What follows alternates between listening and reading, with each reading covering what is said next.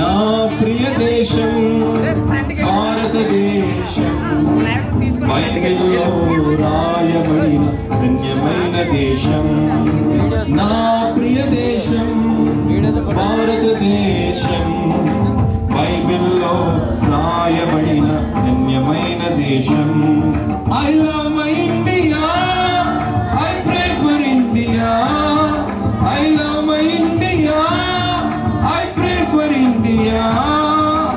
India, my India, India, I India, India, my India, India, I love India.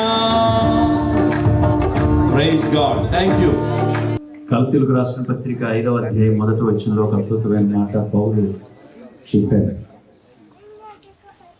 ఈ స్తోత్రం ప్రభువైన యేసుక్రీస్తు మూలంగా మనకు అనుగ్రహించబడిందని వ్రాయబడిన ఆత్మీయులకు, పరిశుద్ధులకు ఈ మాట జ్ఞాపకం చేస్తారు. ఎందరో మరి స్వతంత్ర సమరయోధులు, వారి త్యాగాలు, వారు ప్రయాస బట్టి మనకి ఈ రిపబ్లిక్ డే, మనకి గణతంత్ర దినోత్సవం జరుపుకోవడానికి పరిపూర్ణంగా మనకు అనుగ్రహించబడింది.